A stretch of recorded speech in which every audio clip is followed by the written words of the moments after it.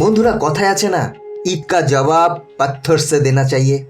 কিন্তু ভারত ইটের জবাব পাথর দিয়ে দেয়নি, হাতুড়ি দিয়ে দিয়েছে। সম্প্রতি ভারত বাংলাদেশকে এমন এক জবাব দিয়েছে যার ফলে বাংলাদেশের সব লম্ফজম্প বন্ধ হয়ে গেছে। ভারত বাংলাদেশের বিরুদ্ধে এইবার এমন কড়া অ্যাকশন নিয়েছে যাতে ভারত বাংলাদেশকে তার অকাত দেখিয়ে দিয়েছে। আর যারা বলতো বাংলাদেশের নতুন সরকার হিন্দুদের উপর হওয়া অত্যাচারকে আটকাতে পারছে না, আর অন্যদিকে ভারতকে উল্টে হুমকি দিচ্ছে, এইসব হওয়ার পরেও ভারত সরকার কেন বাংলাদেশকে কড়া জবাব দিচ্ছে না? বন্ধুরা, এর জন্য ভারত সঠিক সময়ের জন্য অপেক্ষা করছিল। যখন ভারতের মাথার উপর দিয়ে জল বইতে শুরু করে, তখন ভারত প্রথমবার বাংলাদেশের বিরুদ্ধে কড়া পদক্ষেপ নিয়েছে। বন্ধুরা, সমস্ত বিষয়টা বলবো আজকের এই ভিডিওতে, তাই ভিডিওটা অবশ্যই শেষ পর্যন্ত দেখবেন, কারণ আপনি ভারতীয় অথবা বাংলাদেশি হলে এই তথ্যগুলো আপনার জানা খুবই দরকার। তাহলে চলুন শুরু করা যাক। বন্ধুরা, সম্প্রতি একটা খবর সামনে এসেছে। ভারত এবং বাংলাদেশের মধ্যে যে ফ্রেন্ডশিপ ডিজেল চুক্তি হয়েছিল তা আপাতত বন্ধ রাখছে ভারত। এটা বাংলাদেশের জন্য এতটাই শকিং খবর যে বাংলাদেশের রাতের ঘুম উড়ে গেছে। ভারতের দ্বারা শুরু করা এমন একটা প্রজেক্ট ছিল যেটাতে বাংলাদেশের অনেক বেশি লাভ হচ্ছিল, আর বাংলাদেশের নতুন সরকারও চায় না যে এই রকম প্রজেক্ট ভারতের দ্বারা বন্ধ হয়ে যাক। যখন বাংলাদেশের বর্তমান সরকার ভারতের সেই সব প্রজেক্টকে বন্ধ করে দিতে চায় যেগুলো থেকে ভারতের বেশি লাভ হয়, কিন্তু যেই প্রজেক্টের থেকে বাংলাদেশের বেশি লাভ হয় সেগুলো তারা চালু রাখতে চায়।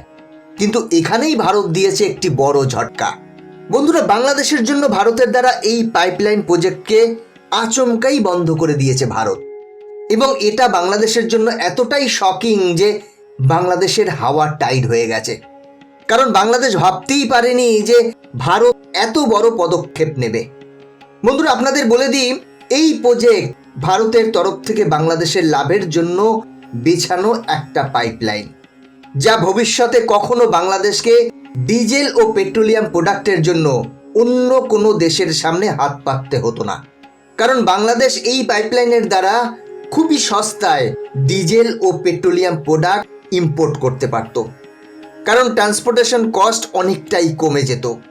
আর বাংলাদেশের নতুন সরকারের সব থেকে বড় ঝটকা এই জন্য লাগছে কেননা এই কথা তারাও ভালোভাবে জানে যে তাদের কিছু ভুলের কারণে ভারত বাংলাদেশের দিক থেকে মুখ ফিরিয়ে নিয়েছে। আর তারা এটাও খুব ভালোভাবে বুঝতে পেরেছে যে ভবিষ্যতে বাংলাদেশ যত বেশি ভারতের বিরুদ্ধে যাবে তত বেশি তারা বিপদে পড়বে। বন্ধুরা, এবারে চলুন একটু ডিটেলে জেনে নিই এই প্রজেক্ট বন্ধ হওয়াতে কেন বাংলাদেশের রাতের ঘুম উড়ে গেছে। বন্ধুরা, বাংলাদেশের প্রধান শিল্প বস্ত্রশিল্প, আর এই বস্ত্রশিল্পের জন্য প্রয়োজন বিপুল পরিমাণ জ্বালানি। এই জ্বালানি কিছুটা ভারত সরবরাহ করে বিদ্যুৎ পরিবহন করে, বাকিটা ডিজেল মারফত যোগান দেয় ভারত। 2018 সালে প্রধানমন্ত্রী নরেন্দ্র মোদী এবং বাংলাদেশের প্রধানমন্ত্রী শেখ হাসিনার মধ্যে একটি চুক্তি হয়। এই চুক্তি অনুযায়ী ঠিক হয় বাংলাদেশকে ভারত প্রয়োজনীয় ডিজেল সরবরাহ করবে। এর জন্য 2020 সালে একটি পরিকল্পনা বাস্তবায়িত করার দিকে যায়। এই চুক্তির নামই হলো ফ্রেন্ডশিপ পাইপলাইন চুক্তি। এই চুক্তি অনুযায়ী ভারতের শিলিগুড়ির এনআরএল থেকে পাইপলাইন বাংলাদেশ পেট্রোল কর্পোরেশন অবধি পৌঁছবে। এর ফলে বাংলাদেশে যত পরিমাণ ডিজেল দরকার তার 80% এখান থেকেই বাংলাদেশ পাবে, এরকমটাই প্রাথমিকভাবে মনে করা হয়েছিল। কিন্তু এই চুক্তি এতটাই ভালো কাজ করছিল যাতে পরবর্তীকালে ঠিক হয় এই পাইপলাইন সম্প্রসারণের কাজ বাংলাদেশের বিস্তীর্ণ অঞ্চল জুড়ে করা হবে, অর্থাৎ ভারতের ডিজেল বাংলাদেশের প্রতিটি ঘরে ঘরে পৌঁছে দেবার কাজ শুরু করা হবে। এই পাইপলাইনের দৈর্ঘ্য 131.56 কিলোমিটার, যার মধ্যে শুধুমাত্র 5 কিলোমিটার ভারতের মধ্য দিয়ে যাবে এবং বাকি প্রায় 126 কিলোমিটার বাংলাদেশের মধ্য দিয়ে যাবে। মনে করা হয়েছিল এই পাইপলাইনটি 10 লক্ষ মেট্রিক টন ডিজেল প্রতি বছর বাংলাদেশকে সরবরাহ করবে। তার জন্য 2020 সালেই এই পাইপলাইনটি পাকাপাকিভাবে তৈরি করা হয়। এই পাইপলাইনটির জন্য প্রস্তাবিত খরচ হয়েছিল 520 কোটি টাকা, যার মধ্যে 337 কোটি টাকা দেয় ভারত। এই পাইপলাইন এত ভালো কাজ করছিল যে পরবর্তীকালে বাংলাদেশের উত্তরাঞ্চলের 7টি জেলার বিভিন্ন অঞ্চলে এই পাইপলাইন ঘরে ঘরে পৌঁছে দেওয়ার প্রস্তাব দেওয়া হয়। বাংলাদেশ এবং ভারতের যৌথ আবেদনে এই পাইপলাইন সম্প্রসারণের কাজ শুরু করবে বলে জানায় এনআরএল, এবং সেভাবেই এগোচ্ছিল প্রজেক্ট। কিন্তু বর্তমানে বাংলাদেশের রাজনৈতিক অস্থিরতার কারণ দেখিয়ে এই পাইপলাইন সম্প্রসারণের কাজ বন্ধ করে দেয় ভারত। এই রিপোর্টটা একবার দেখুন। এবং এই বন্ধ রাখার পেছনে কারণগুলি যদি আপনারা একটু ভালো করে লক্ষ্য করেন, তাহলে দেখতে পাবেন বর্তমানে বাংলাদেশের রাজনৈতিক অস্থিরতা এতটাই গভীরে পৌঁছেছে যে এই পাইপলাইন কোনোভাবে সম্প্রসারণ করা সম্ভব নয়। অন্তত সরকারিভাবে ভারত সরকার এটাই জানিয়েছে।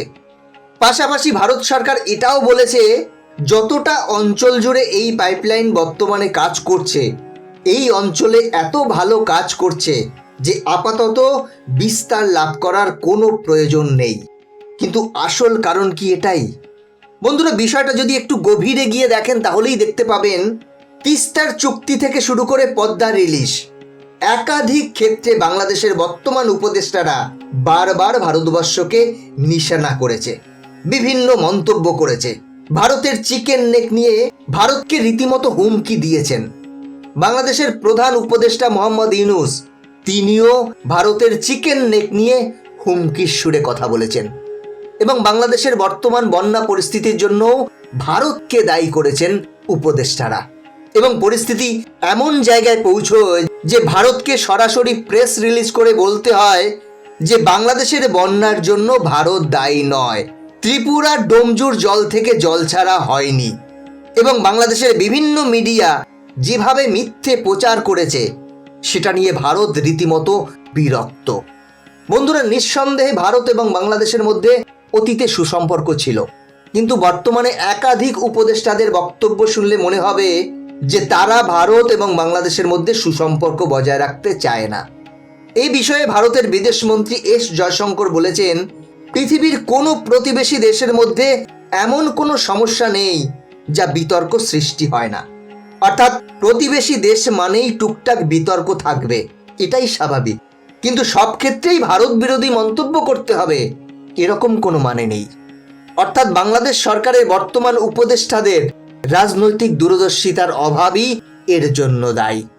তাই ভারত সরকার মনে করছে এই পাইপলাইন সম্প্রসারণ বন্ধ রাখা দরকার। বন্ধুরা, সব থেকে বড় সমস্যায় বাংলাদেশ কোথায় পড়তে পারে জানেন? বাংলাদেশের প্রধান শিল্প হলো বস্ত্র শিল্প।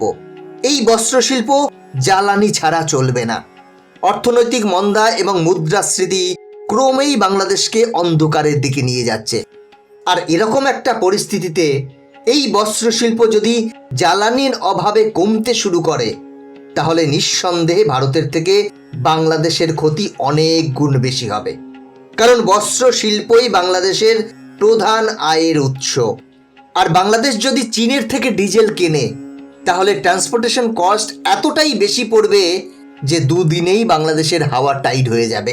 আর দ্বিতীয় সব থেকে বড় কথা হলো, ভারতই হলো একমাত্র দেশ যে অনেক সস্তা দামে অন্য দেশে ডিজেল এক্সপোর্ট করে। এই জন্য আজকের সময়ে ইউরোপিয়ান দেশ ভারত থেকে ডিজেল ইম্পোর্ট করে, যেখানে ভারত বিগত 5 বছরে 2,53,733% গ্রোথ অ্যাচিভ করেছে। দুনিয়ার বড় বড় দেশকে ভাবতে বাধ্য করেছে। বাংলাদেশের পরিস্থিতি যেভাবে চলছে, যদি এরকম সময়ে বাংলাদেশ চীনের কাছ থেকে ডিজেল ইম্পোর্ট করার কথা ভাবে, তাহলে বাংলাদেশকে কাঙাল দেশ হতে বেশি সময় লাগবে না। আর এদের অবস্থাও ঠিক ওই রকম হবে যেমনটা মালদ্বীপের হয়েছিল, যখন তুর্কির কাছ থেকে খাদ্য সামগ্রী ইম্পোর্ট করা শুরু করে। ফলে তাদের অর্থনীতি পুরোপুরিভাবে ডুবে যায় এবং এখন আবার ভারতের সামনে হাত পাততে শুরু করছে। আর এই কথা সবাই জানে যে বাংলাদেশ পুরোপুরিভাবে ভারতের উপর নির্ভরশীল। সেটা চাল, ডাল, আলু, পেঁয়াজ থেকে শুরু করে বিভিন্ন জিনিস ভারত থেকেই আমদানি করে বাংলাদেশ। কারণ ভারতের মতো সস্তা দামে আনাজ কোনো দেশে পাওয়া সম্ভব নয়। বাংলাদেশ যতই নতুন পাখনা নিয়ে ওড়ার চেষ্টা করুক না কেন, কিন্তু শেষ অবধি ভারতের কাছেই আসতে হবে। বন্ধুরা, আপনাদের কি মনে হয়, ভারতের তরফ থেকে পাইপলাইন বন্ধ করে যে পদক্ষেপ নেওয়া হয়েছে সেটা কি সঠিক না ভুল? কমেন্ট করে জানাবেন। আজকের ভিডিও এখানেই শেষ করছি। পরবর্তী ভিডিও দেখার জন্য চ্যানেলটি সাবস্ক্রাইব করে বেল আইকনটি প্রেস করে রাখবেন। ভালো থাকবেন, সাথে থাকবেন।